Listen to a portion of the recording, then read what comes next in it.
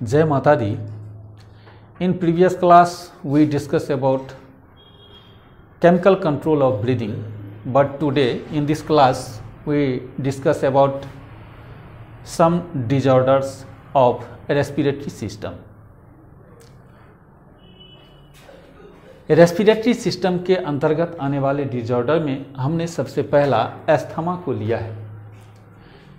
यह एस्थमा में क्या होता है, कैसे होता है, इसके बारे में हम लोग जानकारी लेंगे, लेकिन इससे पहले हल्का सा यह देख लें कि हमारा जो एयरवेज है, हम लोग जो रेस्पिरेशन करते हैं उसमें सबसे पहले हम लोगों का ये गैस जो है यानी एयर जो है, यह एयर ट्रेकिया होते हुए primary bronchi, secondary bronchi and tertiary bronchi and bronchiole and lastly alveoli में आती है। इतना तो हम लोग जानते हैं, इतनी जानकारी है हम लोग के पास पहले से। तो एल्वियोलाई में आती है। अब हम लोग अस्थमा के बारे में जानने से पहले हल्का सा एक मैकेनिज्म जान लें जो हमें फ्यूचर में भी उसकी काफ़ी आवश्यकता पड़ेगी और उससे बहुत सारे कंसेप्ट क्लियर हो जाते हैं। तो चलिए सबसे पहला हम लोग उसी के बारे में जानकारी लें, और वह क्या है कि मान लिया जाए कि यह एक ब्लड वेसल है या ट्रैकिया की वॉल है। अभी हम लोग किसके बारे में जानकारी लेने जा रहे हैं? तो नॉर्मल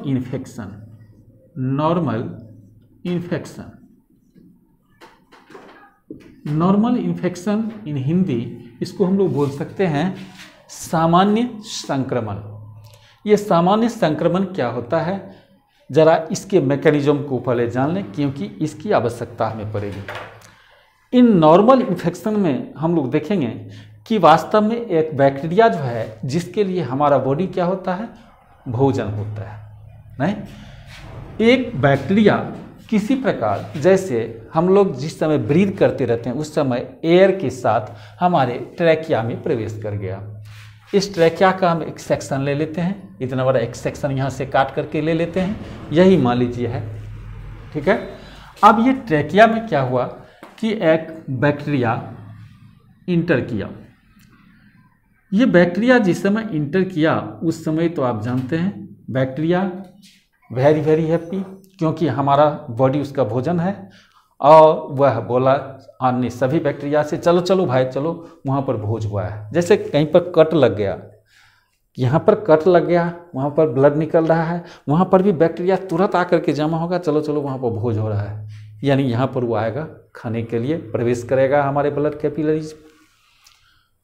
तो मान लिया जाए कि कटने से हो, मधुमक्खी कहीं काट लिया उस समय हो, या मान लीजिए डायरेक्ट आपको एयर के साथ आपके ट्रैकिया में प्रवेश किया, इन सबों में एक ही फंक्शन होती है।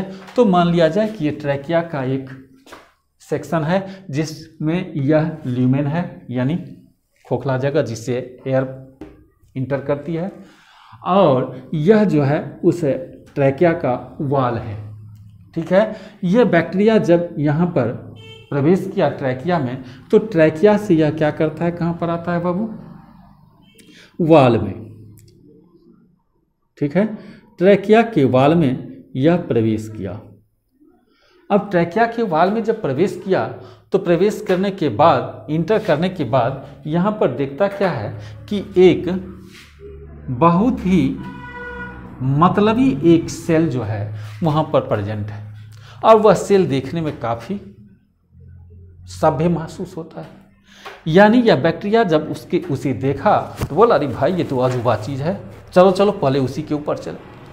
यह बैक्टीरिया आ गया यहाँ पर इस सेल के पास, और सेल के पास आने के बाद यह क्या करता है बाबू, जब ये सेल पर आया तो अपने सींग के द्वारा यह सेल से चिपक गया। जब ये चिपक गया तो सबसे पहले इस सेल का नाम है मास्ट सेल। मास्ट सेल, या इसको हम लोग अभ्रंश शब्द में मस्त सेल भी कह सकते हैं, या मस्त रहे मस्ती में चाहे आग लगे बस्ती में।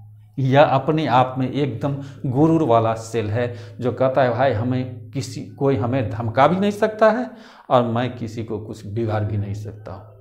लेकिन मुझे यदि कोई धमकाए तो मैं बिगाड़ने के लिए भी रेडी हूँ at any time. So bacteria जब इसके ऊपर बैठ गया कागड़ी, इतनी साहस किसका जो हमारे सर के ऊपर बैठ जाएगा? इतना साहस वाला आखिर है कौन? ऐसा कहते हुए पूरा गुस्सा से यह लाल होकर के क्या किया? अपना हथियार छोड़ा। ये कौन सा हथियार छोड़ा? ये अपना हथियार छोड़ा यानी एक केमिकल को रिलीज किया। एक केमिकल को क्या किया? रिलीज किया। और यह केमिकल जो रिलीज किया उसी का नाम है हिस्टामिन। हिस्टामिन, ये हिस्टामिन जो है, इस हिस्टामिन के पास दो प्रॉपर्टी होती है। Histamine has two property. एक होता है वेजोडाइलेटर, वेजोडाइलेटर, और दूसरा होता है bronchoconstrictor. Bronchoconstrictor, vasodilator and bronchoconstrictor, मतलब टू प्रॉपर्टीज इन हिस्टामिन। मतलब वेजोडाइलेटर मतलब हो गया वेसल्स को, ब्लड वेसल्स को डायलेट करना, एक इसकी प्रॉपर्टी है। दूसरा प्रॉपर्टी है कि वह ब्रोंको कंस्ट्रिक्टर ब्रोंकाई को कंस्ट्रिक्ट करती है। ब्रोंकाई के जगह ट्रैकिया आ जाए या मान लीजिए ब्रोंक्यूल आ जाए, यानी इस एयरवेज को कंस्ट्रिक्ट करने का इसमें प्रॉपर्टी है। ठीक है। अब जब वेजोडाइलेटर पहली प्रॉपर्टी है तो वेजोडाइलेटर में क्या होता है कि इस वाल में ब्लड कैपिलरी होगा, यानी खून की नली होगी, नहीं ब्लड वेसल्स होंगे। यह ब्लड वेसल जो अभी ऐसा है, यह ब्लड वेसल क्या हो जाएगा बाबू? काफ़ी स्वेल कर जाएगा, मतलब काफ़ी डायलेट हो जाएगा। और डायलेट होने के कारण इस ब्लड वेसल से क्या होगा? बहुत सारे प्लाज्मा निकलेंगे, अंदर से प्लाज्मा यानी फ्लूइड निकलेगा। और यह फ्लूइड जब निकलेगा तो इसमें क्या क्या निकलेगा? एक तो प्लाज्मा निकलेगा और प्लाज्मा के साथ ही क्या निकलेगा? WBC। And WBC act as a army. यह हमारे शरीर में सेना की भांति काम करता है। और यह WBC निकल करके और तब क्या करेगा? इस बैक्टीरिया को मारना शुरू कर देगा। बैक्टीरिया किसी प्रकार से मर जाए जो हमें हार्म पहुंचाने के लिए आया है। तो यह WBC का निकलना अति आवश्यक है, नहीं बहुत जरूरी है। अब जब यह WBC निकलेगा और उसके साथ ढेर सारे प्लाज्मा निकलेंगे तो यह क्या करेगा? यह जो अभी ल्यूमेन है यह इस प्रकार से कंस्ट्रिक्ट कर जाएगा और यह जितना जगह है इन सभी जगहों में क्या होगा? ये ब्लड प्लाज्मा जो है वह फैल जाएगा, भर जाएगा। ठीक है। अब ये ब्लड प्लाज्मा जो फैल गई जिसके कारण यह क्या हो गया? इन्फ्लेम्ड, यानी इन्फ्लामेशन। इन्फ्लामेशन इस जगह पर आई। इन्फ्लामेशन का मतलब होता है सूज जाना। जैसे कहीं पर कट लग गया, वहाँ पर धीरे धीरे क्या होता है? बैक्टीरिया का हमला होता है, वहाँ पर ये ब्लड कैपिलरी डायलेट हो गया, यहाँ पर देखिएगा फूल जाएगा, यानी स्वेलिंग। स्वेलिंग जो होता है वह स्वेलिंग होना अच्छी बात है, क्योंकि स्वेल करेगा इसका मतलब है वहाँ पर ब्लड वेसल डायलेट हुई और ब्लड वेसल से क्या निकला? WBC, जो हमें बैक्टीरिया को मारने में मदद कर रहा है। इसका मतलब वो अच्छी बात है, वहाँ पर इन्फ्लामेशन अच्छी बात है। तो हिस्टामिन कॉजेज क्या होगा? इन्फ्लामेशन। याद रखना है, हिस्टामिन कॉजेज इन्फ्लामेशन। हिस्टामिन के कारण ही इन्फ्लामेशन हुई। ठीक है। तो इस ब्लड वेसल के से निकलने वाले जो प्लाज्मा थे जिसके कारण यह क्या किया? और छोटा हो गया। नहीं, अब यहाँ पर दो होता है, दो कॉज है। एक तो कॉज हो गया क्या कि वेजोडाइलेटर के कारण अभी आपने क्या देखा? वेजोडाइलेटर के कारण आपका यह ल्यूमेन जो है वह कंस्ट्रिक्ट कर गया। दूसरा है क्या कि यह और छोटा हो जाएगा, क्योंकि दूसरा इसकी प्रॉपर्टी है ब्रोंको कंस्ट्रिक्टर, यह एयरवेज अपने आप में भी काफी सिकुड़ेगा, छोटा होगा। ये जो अभी ल्यूमेन देख रहे हैं, यह ल्यूमेन और भी छोटा हो जाएगा। ठीक है, क्यों? इस बीच में क्या है बाबू? इस बीच में मसल्स है जिसको हम लोग कहते हैं स्मूथ मसल, नहीं, और यह स्मूथ मसल क्या होगा? कंस्ट्रिक्ट करेगा, जिसके कारण एयरवेज जो है वो और नैरो हो जाएगी और कंस्ट्रिक्ट हो जाएगी। ठीक है, तो ये हमने बात की नॉर्मल इन्फेक्शन का। ठीक है, अब हम लोग चलते हैं डिजीज, अस्थमा। सबसे पहला डिजीज हम लोग देते हैं अस्थमा के बारे में।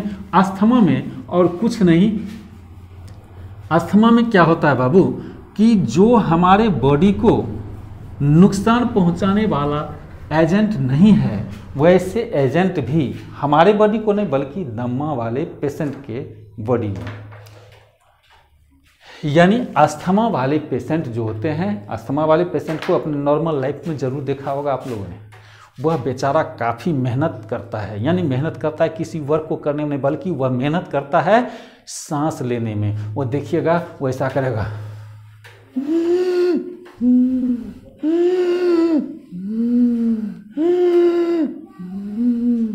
यानी वह सांस लेने में काफ़ी बेचारे को मेहनत करना पड़ता है। और क्या इसका कोई नतीजा नहीं, झूठे का। झूठे का मतलब क्या होगा? मतलब जैसे बहुत सारे पेशेंट को जो है एलर्जी होते हैं किसी पदार्थ से, किसी और सब्सटेंस से एलर्जी होते हैं। एलर्जेंट बहुत प्रकार के होते हैं, just like pollen grain, dust particles, ये डॉग एंड कैट्स के फर के द्वारा भी होता है, या आपको सिगरेट के धुएं के द्वारा भी होता है, नहीं? ऐसे बहुत सारे एलर्जेंट हैं। तो जो अस्थमा के पेशेंट हैं, मान लिया जाए कि उसकी ट्रैकिया में, यानी ब्रीदिंग के समय उसके ट्रैकिया में एयर के साथ एक पोलन ग्रेन जो है वो इंटर कर गया, और यह इंटर करने के बाद ये धीरे धीरे कहाँ आ गया? लास्टली एल्वियोलाई में। और एल्वियोलाई में जब आ जाता है तो एल्वियोलाई में आने के बाद एल्वियोलाई का जो दीवार है, अभी यहाँ से एक सेक्शन ले लेते हैं हम लोग, जैसे यह बॉल लाइक स्ट्रक्चर है, इसका एक सेक्शन हम लोग यहाँ पर देख लें उसी के जैसा। ठीक है, यहाँ पर यह उसका सेक्शन है। यह जब इसमें पोलन ग्रेन आया, तो पोलन ग्रेन आने के बाद, ठीक है, यह पोलन ग्रेन यहाँ से इसके वाल में इंटर कर गया। जब वाल में इंटर करता है तो यहाँ पर एक केमिकल रिलीज होती है जिसको हम लोग कहते हैं IgE। अभी बस इसका नाम ही याद रखिए, IgE मतलब इम्यूनोग्लोबिन ई। अभी इतना ही याद रखिए, क्योंकि अभी इसमें डिटेल में नहीं जाना है, नहीं तो हमारा मेन टॉपिक छूट जाएगा, इसको फिर हम लोग देखेंगे।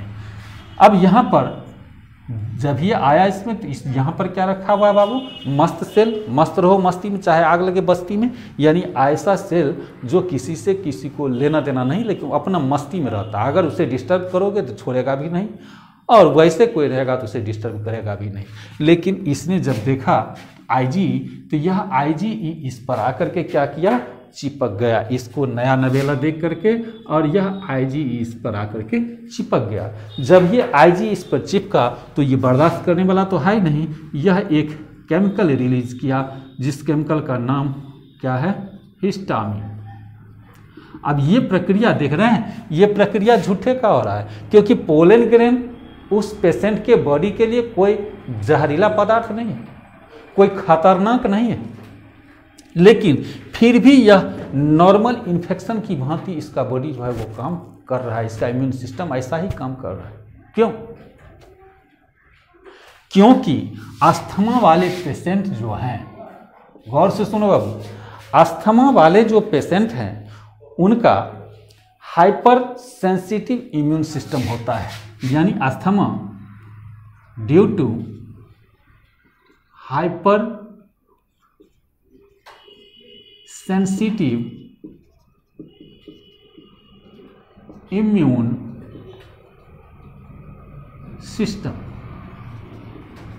यानी दमा वाले पेशेंट का इम्यून सिस्टम जो होता है वो हाइपर सेंसिटिव होता है, यानी हाइपर एक्टिव होता है। यानी जब ये आया पोलन ग्रेन, यह बेचारा इतना डरा सहमा है कि वह कहता है अरे कोई आया, कोई तो लगता है आया खतरनाक। और झूठ का, बेकार का, वह खतरनाक है नहीं लेकिन बेकार का वह एक्टिव हो जाता है और हिस्टामिन रिलीज करता है। जब ये हिस्टामिन रिलीज करेगा तो अपना उसका दो प्रॉपर्टी जो है, यह प्रॉपर्टी को वहाँ पर लागू करेगी, यानी इसका एल्वियोलाई या ये ट्रैकिया जो है या ब्रोंकाई जो है, उसका वाल जो होगा वह इन्फ्लेम्ड हो जाएगा, मतलब सूज जाएगा, वहाँ पर भी सूजन आ जाएगी।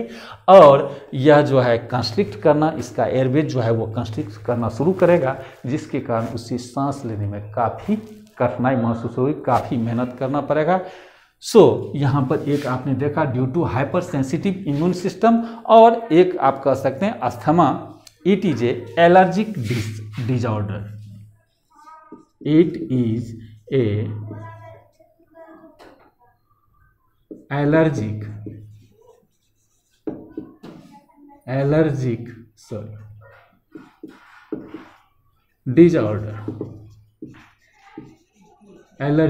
डिसऑर्डर, ठीक है।